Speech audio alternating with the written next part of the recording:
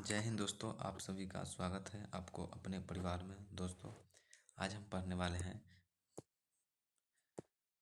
बंगाल विभाजन और स्वदेशी आंदोलन के बारे में। आज हम पढ़ने वाले हैं, ये हमारा नेक्स्ट टॉपिक है एनसीईआरटी महेश कुमार वर्णवाल का, जिसमें आज हम टॉपिक पढ़ेंगे बंगाल विभाजन एवं स्वदेशी आंदोलन। ये टॉपिक आज हम पढ़ने वाले हैं। ये एनसीईआरटी का महेश कुमार वर्णवाल का ये सार संग्रह दिया हुआ है। ये बहुत ही इम्पोर्टेंट टॉपिक है और इसमें जितने सारे प्रश्न दिए हैं सारे के सारे प्रश्न एनसीईआरटी के दिए हुए हैं। तो चलिए वीडियो को हम शुरू करते हैं। चैनल के सब्सक्राइब कर लीजिएगा और अपने दोस्तों तक जरूर शेयर कीजिएगा। तो चलिए स्टार्ट करते हैं। नेक्स्ट पहला प्रश्न हमारा क्या है, वह इसमें जितने सारे प्रश्न हैं सारे के सारे प्रश्न वन लाइनर प्रश्न हैं। पहला प्रश्न कह रहा है, बंगाल विभाजन किस वायसराय के कार्यकाल में हुआ था? बंगाल विभाजन जब हुआ था उस समय कौन वायसराय था? तो उस समय वायसराय कौन था? लॉर्ड कर्जन था। बंगाल विभाजन के समय वायसराय था लॉर्ड कर्जन। बंगाल विभाजन की घोषणा कब प्रभावित हुई? 16 अक्टूबर 1905 को। बंगाल विभाजन की घोषणा कब प्रभावी हुई? 16 अक्टूबर 1905 को प्रभावी हुई थी। 20 जुलाई 1905 को बंगाल विभाजन के निर्णय की घोषणा हुई, जिसके विरोध में 7 अगस्त 1905 को कलकत्ता के टाउन हॉल में स्वदेशी आंदोलन आरंभ हुआ। इसी बैठक में ऐतिहासिक बहिष्कार प्रस्ताव स्वीकृत हुआ था। यानी 20 जुलाई 1905 को क्या किया गया था? बंगाल के विभाजन का निर्णय किया गया था। यानी उसका निर्णय हुआ था कि हम क्या करेंगे, बंगाल विभाजन को कर देंगे।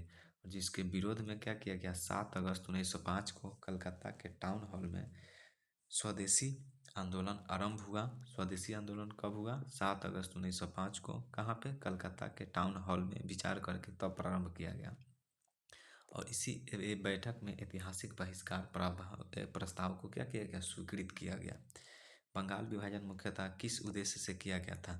बंगाल विभाजन मुख्यतः किस उद्देश्य से किया गया था? तब बंगाली राष्ट्रवाद की भावना को दुर्बल करने के लिए। यानी बंगाल में जो था, जितने सारे क्रांतिकारी लोग थे उन सभी में क्या हुआ था? राष्ट्रवाद की भावना को कम करने के लिए क्या किया गया था? बंगाल का विभाजन कर दिया गया था, जिसके वजह से लोग बंट जाए और क्या होगा? राष्ट्रवाद की भावना उनकी समाप्त हो जाए। नेक्स्ट प्रश्न कह रहा है, बंगाल विभाजन 1905 क्या हुआ था? बंगाल विभाजन 1905 जो हुआ था क्या है, एक तरफ पश्चिमी बंगाल में कर दिया था और एक तरफ पूर्वी बंगाल में कर दिया गया था। पश्चिमी बंगाल में कौन कौन से प्रांत आते थे? तो बंगाल आते थे, बिहार आते थे और उड़ीसा आते थे। पश्चिमी बंगाल में आते थे, जिसमें हिंदू का जनसंख्या बहुत अधिक था। पश्चिमी बंगाल में क्या था? हिंदू बहुल क्षेत्र था, यानी सबसे अधिक संख्या हिंदू का था।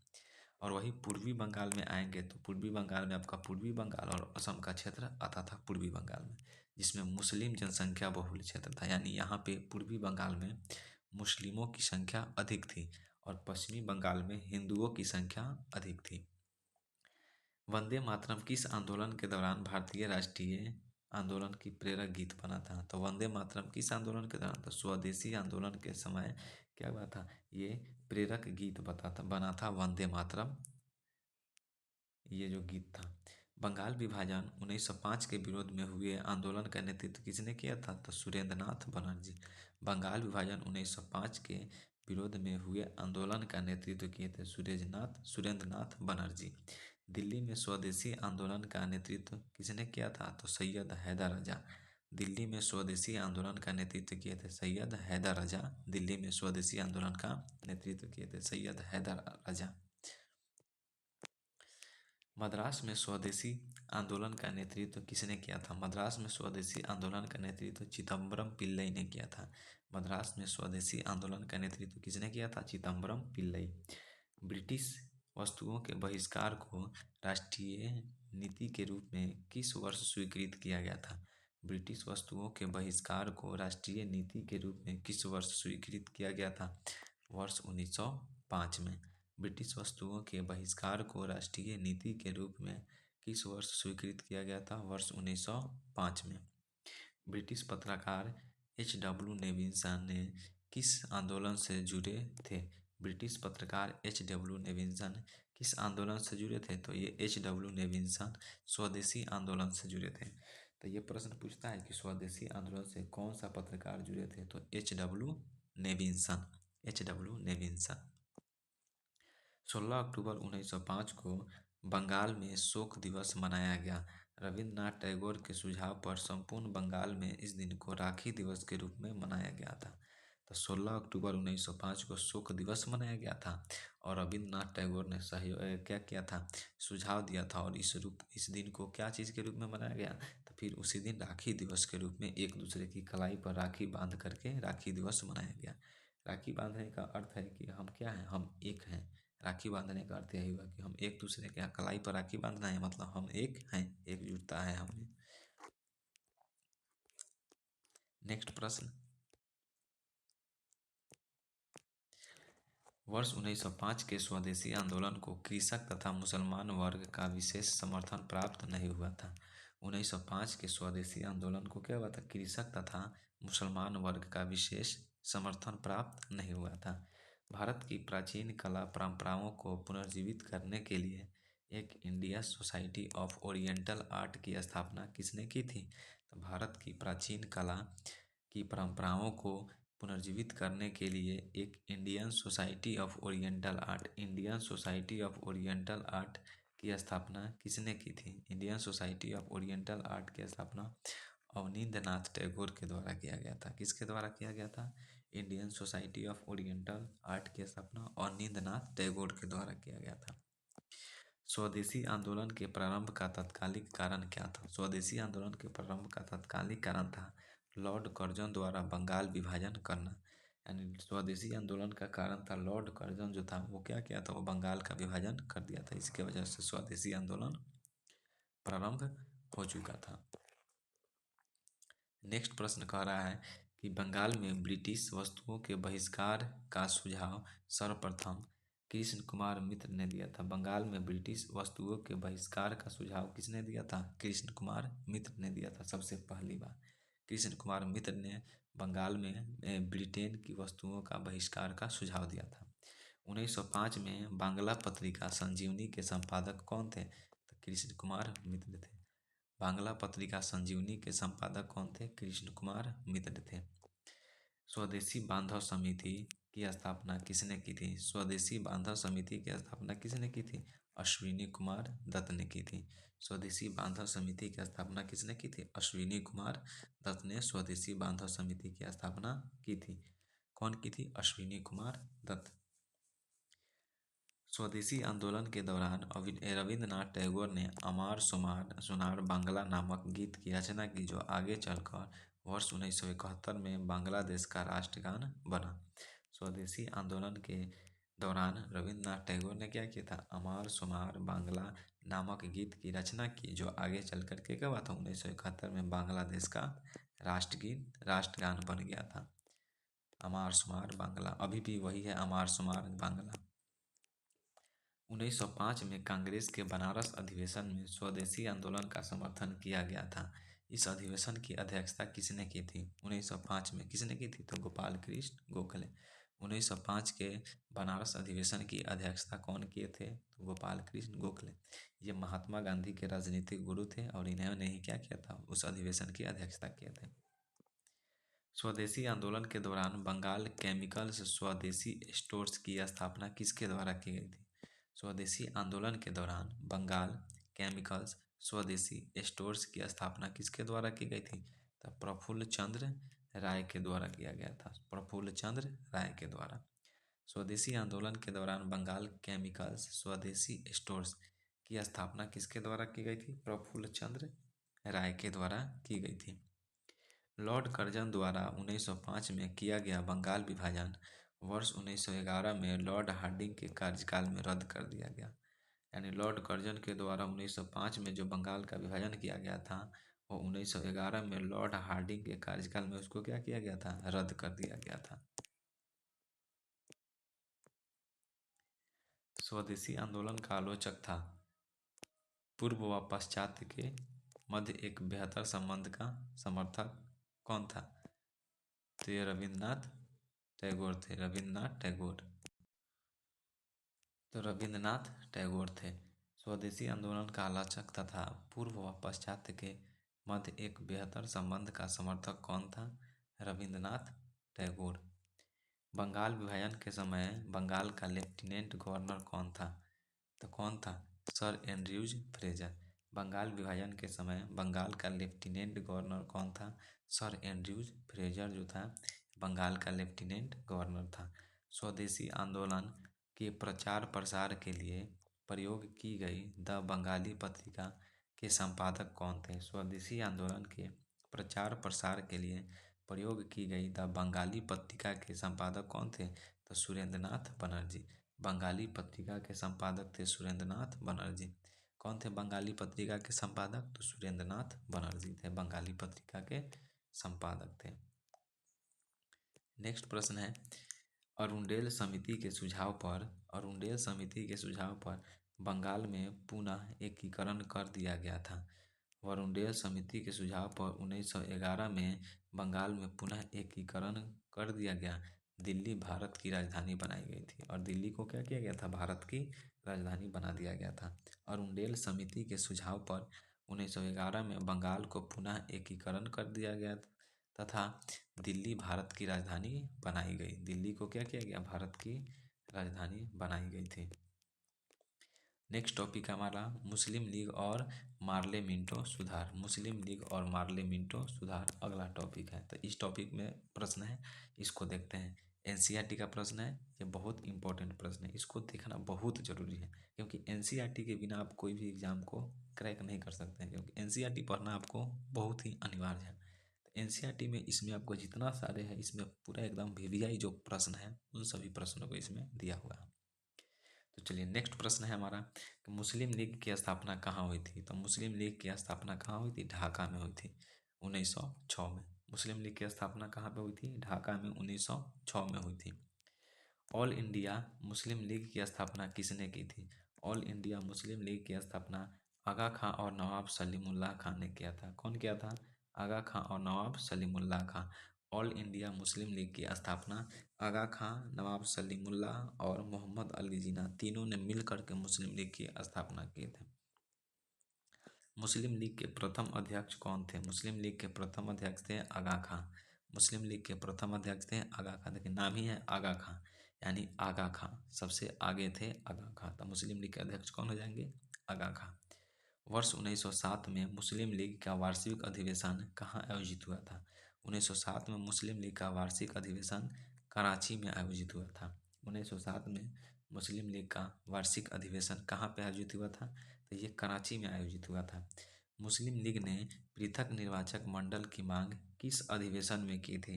तो मुस्लिम लीग ने पृथक निर्वाचन के मंडल की मांग किस अधिवेशन में की थी? तो अमृतसर अधिवेशन 1908 में। 1908 का जो अमृतसर अधिवेशन था उसी में मुस्लिम लीग ने क्या किया था? पृथक निर्वाचक मंडल की मांग की थी। पृथक निर्वाचक मंडल की मांग की थी 1908 के अमृतसर अधिवेशन में। अखिल भारतीय मुस्लिम लीग के अधिवेशन, अब देखते हैं अखिल भारतीय मुस्लिम लीग के अधिवेशन। मुस्लिम लीग के अधिवेशन कब कब हुए हैं, किस स्थान पर हुए हैं, इसको हम देखते हैं। तो मुस्लिम लीग का प्रथम अधिवेशन जो है 1906 में हुआ था। कहाँ पे हुआ था? ढाका में। मुस्लिम लीग का प्रथम अधिवेशन 1906 में ढाका में हुआ था। द्वितीय अधिवेशन मुस्लिम लीग का द्वितीय अधिवेशन जो है 1907 में हुआ था। कहाँ पे हुआ था? कराची में हुआ था। मुस्लिम लीग का प्रथम अधिवेशन 1906 में ढाका में, दूसरा अधिवेशन 1907 में कराची में हुआ था और तीसरा अधिवेशन जो है मुस्लिम लीग का 1908 में हुआ है, अमृतसर में हुआ है।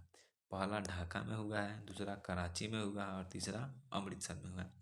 ढाका ढाका पड़ता है बांग्लादेश में, कराची पड़ता है पाकिस्तान में और अमृतसर कहाँ पे पड़ता है? ये पंजाब साइड में पड़ता है। अमृतसर अमृतसर पंजाब साइड में पड़ता है। तो यहाँ पे मुस्लिम लीग का था प्रथम अधिवेशन 1906 में ढाका में, दूसरा अधिवेशन 1907 में कराची में, तीसरा अधिवेशन 1908 में कहाँ पे? अमृतसर में। तो ये तीनों को याद रखना है। वर्ष 1908 में किसकी अध्यक्षता में अखिल भारतीय मुस्लिम लीग की एक शाखा लंदन में स्थापित की गई थी? तो अमीर अली की अध्यक्षता में। वर्ष 1908 में किसकी अध्यक्षता में अखिल भारतीय मुस्लिम लीग की एक शाखा लंदन में स्थापित की गई थी? तो अमीर अली। भारत शासन अधिनियम 1909 को किस अन्य नाम से जाना जाता है? भारत शासन अधिनियम 1909 को किस अन्य नाम से भी जाना जाता है? तो मार्ले मिंटो सुधार अधिनियम 1909। भारत शासन अधिनियम 1909 को किस अन्य नाम से जाना जाता है? तो मार्ले मिंटो सुधार अधिनियम 1909। मार्ले मिंटो सुधार अधिनियम 1909। मार्ले मिंटो सुधार अधिनियम 1909। भारत शासन अधिनियम 1909 को किस नाम से? तो मार्ले मिंटो सुधार अधिनियम 1909 के नाम से जाना जाता है। किस अधिनियम के द्वारा मुसलमानों के लिए पृथक निर्वाचक मंडल की व्यवस्था की गई थी? तो मुसलमानों के लिए पृथक निर्वाचक मंडल की व्यवस्था की गई थी भारत शासन अधिनियम 1909 के द्वारा, मार्ले मिंटो के द्वारा। इंडिया काउंसिल एक्ट 1909 में प्रकार के प्रतिनिधित्व की व्यवस्था की गई थी। इंडिया काउंसिल एक्ट 1909 में किस प्रकार के प्रतिनिधित्व की व्यवस्था की गई थी? तो ये सांप्रदायिक प्रतिनिधि की व्याख्या की सांप्रदायिक प्रतिनिधित्व की व्याख्या की गई थी। इंडिया काउंसिल एक्ट 1909 में किस प्रकार के सांप्रदायिक प्रतिनिधित्व की व्यवस्था की गई थी? तो क्या हो जाएगा? सांप्रदायिक प्रतिनिधित्व की व्यवस्था की गई थी। 1909 ईस्वी के सुधार बिल में पृथक निर्वाचन को स्वीकार कर लिया गया। यहीं से द्विराष्ट्र सिद्धांत की अवधारणा का प्रारंभ माना जाता है। 1909 ईस्वी के सुधार बिल में पृथक निर्वाचन को स्वीकार कर लिया गया। यहीं से द्विराष्ट्र सिद्धांत की अवधारणा का प्रारंभ माना जाता है। यहीं से माना जाता है। याद रखना कि पृथक निर्वाचन क्षेत्र बनाकर हम ऐसे घातक बीज बो रहे हैं जिसकी फसल बहुत कड़वी होगी। यह कथन किसके द्वारा कहा गया था? तो ये वायसराय मिंटो के द्वारा कहा गया था। ये वायसराय मिंटो के द्वारा कहा गया था। याद रखना कि पृथक निर्वाचन क्षेत्र बनाकर हम ऐसे घातक बीज बो रहे हैं जिसकी फसल बहुत कड़वी होगी। यह कथन किसके द्वारा कहा गया था? वायसराय मिंटो के द्वारा कहा गया था। गवर्नर जनरल की कार्यकारिणी में भारतीय सदस्य को नियुक्त करने का प्रावधान किस अधिनियम में दिया गया था? गवर्नर जनरल की कार्यकारिणी में भारतीय सदस्य को नियुक्त करने का प्रावधान किस अधिनियम में किया गया था? तो ये मार्ले मिंटो सुधार अधिनियम 1909 में। मार्ले मिंटो सुधार अधिनियम 1909 में क्या किया गया था? गवर्नर जनरल की कार्यकारिणी में भारतीय सदस्य को नियुक्त करने का सुझाव दिया गया था। कौन से? मार्ले मिंटो सुधार अधिनियम 1909 में। मार्ले मिंटो सुधार अधिनियम 1909 में। 1909 में।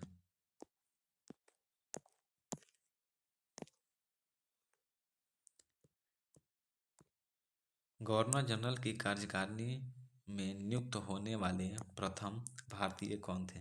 गवर्नर जनरल की कार्यकारिणी में नियुक्त होने वाले प्रथम भारतीय कौन थे? तो ये थे सत्येंद्र नाथ सिन्हा। सत्येंद्र नाथ सिन्हा थे। गवर्नर जनरल की कार्यकारिणी में नियुक्त होने वाले प्रथम भारतीय कौन थे? सत्येंद्र नाथ सिन्हा। सत्येंद्र नाथ सिन्हा गवर्नर जनरल की कार्यकारिणी परिषद के पहले भारतीय सदस्य बने। सत्येंद्र नाथ सिन्हा को बिहार और उड़ीसा का गवर्नर बनाया गया था। संपूर्ण ब्रिटिश शासन के दौरान इतने ऊंचे पद पर पहुंचने वाले एकमात्र भारतीय थे। तो सत्येंद्र नाथ सिन्हा को क्या किया गया था? गवर्नर जनरल की कार्यकारिणी परिषद के पहले भारतीय सदस्य बने और सत्येंद्र नाथ सिन्हा को बिहार और उड़ीसा का गवर्नर बनाया गया। संपूर्ण ब्रिटिश शासन के दौरान इतने ऊंचे पद पर पहुंचने वाले एकमात्र भारतीय थे। कौन? सत्येंद्र नाथ सिन्हा। अब हम देखते हैं कांग्रेस के दो गुटों के प्रमुख नेता। कांग्रेस के जो गुट हैं उसके प्रमुख नेता देखेंगे। उदारवादी में प्रमुख नेता कौन है और उदारवादी में प्रमुख नेता कौन है? इसमें से प्रश्न पूछता है कि निम्नलिखित में से कौन उदारवादी के नेता है, उदारवादी दल के नेता है। प्रश्न ये भी पूछता है कि निम्नलिखित में से कौन उग्रवादी दल के नेता है। तो उदारवादी दल के नेता को देखते हैं कि कौन कौन है। दादा भाई नौरोजी, ये उदारवादी दल के नेता हैं। ये पारसी धर्म से संबंधित है। सुरेंद्र नाथ बनर्जी, ये भी उदारवादी दल के नेता है। फिरोज शाह मेहता, ये भी उदारवादी दल के नेता है। और गोपाल कृष्ण गोखले, ये भी उदारवादी दल के नेता हैं। तो दादा भाई नौरोजी, सुरेंद्र नाथ बनर्जी, फिरोज शाह मेहता, गोपाल कृष्ण गोखले, ये जो है उदारवादी दल के नेता हैं।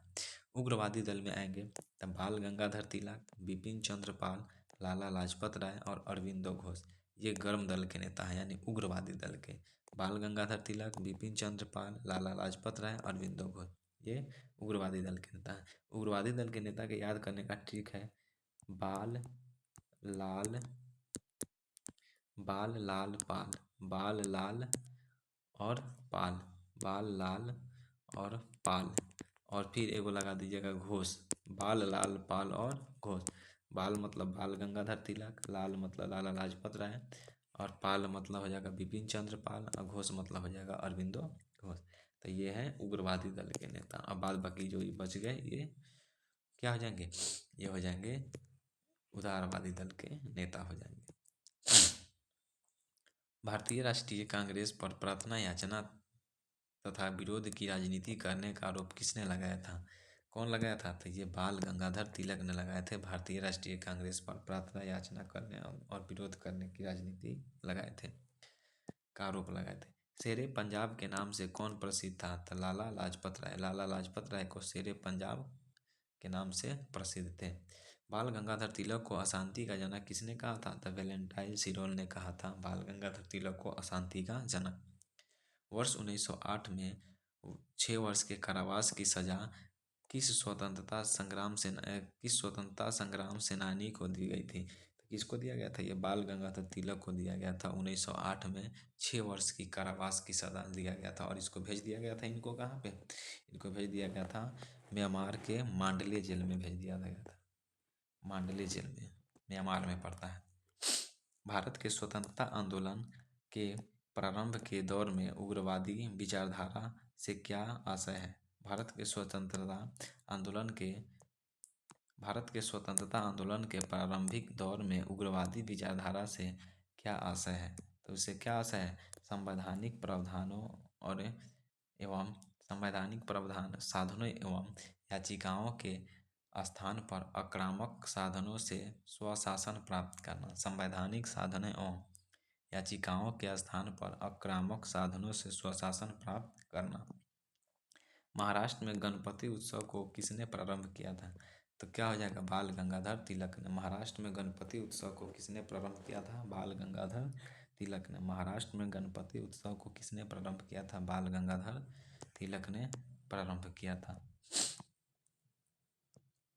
दिल्ली दरबार, अब हम देखते हैं दिल्ली दरबार के बारे में। प्रथम दिल्ली दरबार 1877 में लगा था। दिल्ली दरबार 3 बार लगा था, 3 बार। जिसमें से प्रथम दिल्ली दरबार कब लगा था? 1877 में, लॉर्ड लिटन के समय में लगा था। द्वितीय दिल्ली दरबार 1903 में लगा था, लॉर्ड कर्जन के समय में लगा था। तृतीय दिल्ली दरबार 1911 में हार्डिंग के समय में लगा था। हार्डिंग के समय में लगा। प्रथम दिल्ली दरबार 1877 में कौन था? लॉर्ड लिटन था। और द्वितीय दिल्ली दरबार कब? 1903 में। 1903 में वायसराय कौन था? कर्जन था। तृतीय दिल्ली दरबार 1911 में, उस समय हार्डिंग द्वितीय था। तो ये दिल्ली दरबार 3 बार लगा था, याद रखना है 3 बार लगा है, लेकिन ज़्यादातर लोग याद रखते हैं ये 1911 वाला। द्वैध शासन का जनक सर लियोनस कार्टिस को, जबकि बंगाल के द्वैध शासन का जनक रॉबर्ट क्लाइव को कहा जाता है। सीधा कहेगा द्वैध शासन का जनक किसको कहा जाता है? तो लियोनस कार्टिस को। बंगाल का द्वैध शासन का जनक रॉबर्ट क्लाइव को कहा जाता है। रॉबर्ट क्लाइव को बंगाल का द्वैध शासन का जनक, और लियोनस कार्टिस को सीधा द्वैध शासन का जनक कहा जाता है। नेक्स्ट प्रश्न है, नेक्स्ट टॉपिक है, टॉपिक में है कि लखनऊ कांग्रेस का लखनऊ अधिवेशन एवं होम रूल लीग। कांग्रेस का लखनऊ अधिवेशन एवं home rule league next topic है। अब इसमें के जो प्रश्न है उसको हम देखते हैं। प्रश्न है, वर्ष 1916 में संपन्न लखनऊ समझौता किससे संबंधित है? वर्ष 1916 में संपन्न लखनऊ समझौता किससे संबंधित है? तो कांग्रेस व मुस्लिम लीग के समझौते से संबंधित है। वर्ष 1916 में संपन्न लखनऊ समझौता किससे संबंधित है? तो कांग्रेस व मुस्लिम लीग के समझौते से संबंधित है। 1916 में भारतीय राष्ट्रीय कांग्रेस के लखनऊ अधिवेशन की अध्यक्षता किसने की थी? अंबिकाचरण मजूमदार ने की थी। 1916 में भारतीय राष्ट्रीय कांग्रेस के लखनऊ अधिवेशन की अध्यक्षता किसने की थी? अंबिकाचरण मजूमदार ने की थी। सूरत अधिवेशन से पृथक हुए उग्रवादी एवं उदारवादियों का पुनः एकीकरण किस अधिवेशन में हुआ? तो किसमें हुआ था? लखनऊ अधिवेशन में हुआ था। सूरत अधिवेशन से पृथक हुए उग्रवादियों एवं उदारवादियों का पुनः एकीकरण किस अधिवेशन में हुआ? तो लखनऊ अधिवेशन में हुआ। सूरत अधिवेशन से पृथक हुए उग्रवादियों एवं उदारवादियों का पुनः एकीकरण किस अधिवेशन में हुआ? लखनऊ अधिवेशन में हुआ था। लखनऊ अधिवेशन में हुआ था। अतिवादियों एवं उदारवादियों के पुनः एकीकरण की प्रक्रिया की प्रमुख शिल्पकार कौन थी? अतिवादियों एवं उग्रवादियों के पुनः एकीकरण की प्रक्रिया की शिल्पकार कौन थी? तो एनी बेसेंट थे। एनी बेसेंट थे एकीकरण के शिल्पकार। वर्ष 1916 में मुस्लिम लीग और कांग्रेस के मध्य समझौता किसके द्वारा कराया गया था? तो बाल गंगाधर तिलक के द्वारा कराया गया था। वर्ष 1916 में मुस्लिम लीग और कांग्रेस के मध्य समझौता किसके द्वारा कराया गया? बाल गंगाधर तिलक के द्वारा कराया गया था। कांग्रेस के 1916 के लखनऊ अधिवेशन में लिया गया वह निर्णय क्या था जिसके मुख्य दूरगामी परिणाम हुए थे? तो क्या था? कांग्रेस द्वारा मुस्लिम लीग की पृथक निर्वाचन क्षेत्र की मांग को करना था। कांग्रेस के 1916 के लखनऊ अधिवेशन में लिया गया वह निर्णय क्या था जिसके मुख्य दूरगामी परिणाम हुए थे? कांग्रेस के द्वारा मुस्लिम लीग की पृथक निर्वाचन क्षेत्र की मांग को क्या करना? स्वीकार कर लिया था। यही गलती किया था जिसकी वजह से क्या हुआ था? पाकिस्तान का बाद में निर्माण हुआ। मोहम्मद अली जिन्ना को हिंदू मुस्लिम एकता का दूत किसने कहा था? तो ये सरोजनी नायडू ने कही थी। मोहम्मद अली जिन्ना को हिंदू मुस्लिम एकता का दूत कहा था। ये गलत इसको उपाधि दे दी थी जिन्ना को गलत उपाधि मिल गया था। गलत उपाधि मिल गया था साला। इसी के वजह से क्या हुआ था? पाकिस्तान का निर्माण हुआ था। मदन मोहन मालवीय ने कांग्रेस व मुस्लिम लीग के मध्य होने वाले समझौते का विरोध किया था। मदन मोहन मालवीय ने कांग्रेस व मुस्लिम लीग के बीच होने वाले समझौते का क्या किया था? विरोध किया था। ये बढ़िया काम कर रहे थे, विरोध किए थे, लेकिन बाद में क्या हुआ था? ये बाद में पाकिस्तान का निर्माण हो गया। अगर वो समझौता नहीं हुआ रहता तो पाकिस्तान का निर्माण नहीं होता। उसका बतवे नहीं मानना चाहिए था मुस्लिम लीग का। भारत में होम रूल लीग की अवधारणा किस देश से ली गई है? तो होम रूल लीग की अवधारणा कहाँ से ली गई है? आयरलैंड से। एनी बेसेंट आयरलैंड की ही थी, तो वहीं से ये शुरुआत की। सबसे पहले वहीं से शुरुआत की थी, उसके बाद भारत आई। प्रथम विश्व युद्ध के दौरान कौन सा आंदोलन भारत में लोकप्रिय हुआ था? तो कौन सा आंदोलन? होम रूल आंदोलन। प्रथम विश्व युद्ध के दौरान कौन सा आंदोलन भारत में लोकप्रिय हुआ था? तो होम रूल आंदोलन। अप्रैल 1916 में तिलक ने पुनः महाराष्ट्र से होम रूल आंदोलन आरंभ किया था, जबकि एनी बेसेंट के नेतृत्व में सितंबर 1916 में अडयार यानी मद्रास से होम रूल आंदोलन प्रारंभ हुआ था। तो अप्रैल 1916 में बाल गंगाधर तिलक कहाँ से? मद्रास से होम रूल आंदोलन का नेतृत्व आरंभ किए थे। और एनी बेसेंट सितंबर 1916 में की थी कहाँ से? मद्रास के अडयार से की थी। साप्ताहिक पत्रिका एनी बेसेंट की साप्ताहिक पत्रिका के माध्यम से स्वशासन की मांग की थी। एनी बेसेंट ने किस साप्ताहिक पत्रिका के माध्यम से स्वशासन की मांग की थी? The Commonwealth. कॉमनवेल्थ उनकी पत्रिका है। किनकी? एनी बेसेंट की। कॉमनवेल्थ के अलावा न्यू इंडिया, न्यू इंडिया जो है ये भी एनी बेसेंट की पुस्तिका है, पत्रिका है ये एनी बेसेंट की। तो क्या किए? एनी बेसेंट ने साप्ताहिक पत्रिका के माध्यम से क्या किए थे? स्वशासन की मांग किए थे। कॉमनवेल्थ की पत्रिका है, उसी से क्या किए थे? स्वशासन की मांग किए थे एनी बेसेंट। देखिए अब होम रूल देखते हैं कि होम रूल आंदोलन है, उसको देखते हैं। होम रूल आंदोलन जो है दो भागों में बटा था। एक तिलक का होम रूल अप्रैल 1916 में और एनी बेसेंट का होम रूल सितंबर 1916 में। यहाँ पे सबसे पहले देख लेते हैं कुछ पॉइंट है। होम रूल आयरलैंड का शब्द है। होम रूल का अर्थ है स्वशासन। होम रूल जो है कहाँ से, किसका शब्द है? आयरलैंड का शब्द है, और इसका अर्थ क्या होता है? स्वशासन। होम रूल का अर्थ है स्वशासन। सर्वप्रथम आयरलैंड में होम रूल लीग की स्थापना रेडमंड द्वारा की गई थी। सर्वप्रथम आयरलैंड में होम रूल लीग की स्थापना किसके द्वारा की गई थी? रेडमंड द्वारा की गई थी। आयरलैंड में होम रूल लीग की स्थापना किसके द्वारा?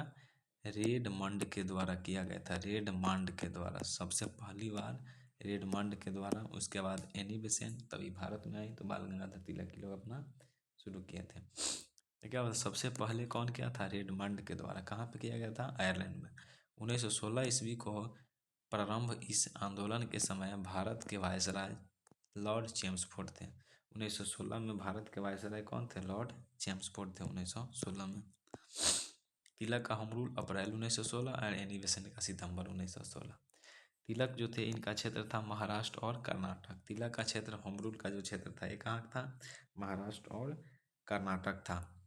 इसका मुख्यालय कहाँ पे था? बेलगाम और कर्नाटक में है। मुख्यालय था बेलगाम और कर्नाटक। और समिति स्वरूप थे, अध्यक्ष थे, समिति स्वरूप अध्यक्ष कौन थे? एनसी केलकर और जोसेफ बैपिस्टस थे। एनसी केलकर और जोसेफ बैपिस्टस क्या थे? इसके अध्यक्ष थे, समिति स्वरूप में अध्यक्ष थे इसके। और इसका उद्देश्य था क्या? स्वराज मेरा जन्म सिद्ध अधिकार है और मैं इसे लेकर रहूँगा। स्वराज मेरा जन्म सिद्ध अधिकार है, मैं इसका लेकर रहूँगा, ये उद्देश्य था इनका, बाल गंगाधर तिलक का। और इसका माध्यम था प्रचार माध्यम मराठा केसरी थे। प्रचार करते थे कौन सी पत्रिका से? मराठा और केसरी से प्रचार करते थे कौन? बाल गंगाधर तिलक। तो ये बाल गंगाधर तिलक का जो था, ये था उनका तिलक का जो होम रूल जो आंदोलन चलाए थे वो था। अब देखते हैं एनी बेसेंट। ये सितंबर 1916 में होम रूल किए थे भारत में और इनका क्षेत्र था मद्रास और तमिलनाडु। मद्रास और तमिलनाडु था और इनका महाराष्ट्र और कर्नाटक था। और इसका जो मुख्यालय था अड्यार मद्रास में था। एनी बेसेंट का जो मुख्यालय था कहाँ पे था होम रूल का? मद्रास के अड्यार में। अखिल भारतीय स्वरूप में था इनका। और सचिव था जॉर्ज अरुंडेल। जॉर्ज अरुंडेल क्या थे? सचिव थे, होम रूल के सचिव थे। इसका उद्देश्य था स्वशासन की स्थापना करना। स्वशासन की स्थापना करना उद्देश्य था होम रूल का। और प्रचार का माध्यम था न्यू इंडिया और कॉमनवेल्थ। ये एनी बेसेंट की पत्रिका है, न्यू इंडिया और कॉमनवेल्थ। फेबियन आंदोलन का प्रस्ताव किसने दिया था? फेबियन आंदोलन का प्रस्ताव किसने दिया था? तो एनी बेसेंट ने ही दी थी, दिया था। फेबियन आंदोलन का प्रस्ताव किसने दिया था? Annie Besant. फेबियन आंदोलन का प्रस्ताव किसने दिया था? एनी बेसेंट ने फेबियन आंदोलन का प्रस्ताव दिया था, एनी बेसेंट। तिलक तथा एनी बेसेंट द्वारा बनाए गए होम रूल लीग आंदोलन की शाखाओं को किस वर्ष एक कर दिया गया था? तो किस वर्ष किया गया था? 1918 में। तिलक तथा एनी बेसेंट द्वारा बनाए गए होम रूल लीग आंदोलन की शाखाओं को किस वर्ष एक कर दिया गया था? तो वर्ष 1918 में एक कर दिया गया था। होम रूल लीग तिलक द्वारा एनी बेसेंट द्वारा बनाया गया था, उसकी शाखाओं को 1918 में एक कर दिया गया था। वर्ष 1915 में अमेरिका में होम रूल लीग का गठन किसने किया था? लाला लाजपत राय। ये प्रश्न बहुत इंपॉर्टेंट है, सब याद करता है होम रूल और तिलक का, दे देगा ये वाला। तो वर्ष 1915 में अमेरिका में होम रूल लीग का गठन किसने किया था? लाला लाजपत राय। 1915 में कहाँ पे? यूएसए, अमेरिका में कौन किए थे? लाला लाजपत राय। लाला लाजपत राय किए थे, लाजपत राय ये किए थे क्या जी? अमेरिका में होम रूल लीग की स्थापना किए थे अमेरिका में। एनी बेसेंट की home rule league, Annie Besant की होम रूल लीग के साथ George Arundale, CP Ramaswamy Iyer, BP Wadia, Motilal Nehru, Tej Bahadur Sapru, Madan Mohan Malaviya आदि संबंध लोग थे। एनी बेसेंट की होम रूल लीग के साथ George Arundale, CP Ramaswamy Iyer, BP Wadia, Motilal Nehru, Tej Bahadur Sapru, Madan Mohan Malaviya आदि लोग संबंधित थे। नेक्स्ट प्रश्न, 2 जनवरी 1916 को लंदन में भारतीय होम रूल की स्थापना की गई थी, इसके महासचिव थे ग्राहम पोल। 2 जनवरी 1916 को लंदन में भारतीय होम रूल लीग की स्थापना की गई थी, इसके महासचिव थे ग्राहम पोल। 2 जनवरी 1916 को लंदन में भारतीय होम रूल लीग की स्थापना की गई थी, इसके सचिव थे, महासचिव कौन थे? ग्राहम पोल थे। दोस्तों आज के लिए इतना ही रहने देते हैं, बहुत रात हो गई है, लगभग 1:30-2 बज रहा होगा, 1:45 हो रहा है, तो ये जितना ही रहने देते हैं। फिर नेक्स्ट वीडियो में हम इसके आगे ट्रेड यूनियन एवं साम्यवादी दल को पढ़ेंगे। तो चैनल को सब्सक्राइब कर लीजिएगा क्योंकि और बहुत सारे वीडियो आने वाले हैं। इसके बाद हम सोच रहे हैं कि बीपीएससी बता देते हैं, बीपीएससी टीआरई, बीपीएससी टीचर भर्ती में जितने सारे पीवाईक्यू क्वेश्चन पूछे गए हैं वो यूथ पब्लिकेशन का हम करा देंगे, यूथ पब्लिकेशन का पीवाईक्यू, क्योंकि ये बहुत ही ज़रूरी है पीवाईक्यू करना, तो हम इसको करा देंगे। कुछ समय इसको हम हिस्ट्री को पूरा करेंगे, हिस्ट्री को पूरा करने के बाद यानी आधुनिक भारत की हिस्ट्री को, उसके बाद हम ये यूथ वाला पीवाईक्यू वाला जितना है उसको हम करा देंगे। इसका पीडीएफ मेरे पास है, हम इसको करा देंगे। तो चलिए चैनल को सब्सक्राइब कर लीजिएगा और दोस्तों तक शेयर जरूर करिएगा। तब तक के लिए धन्यवाद। Thank you so much.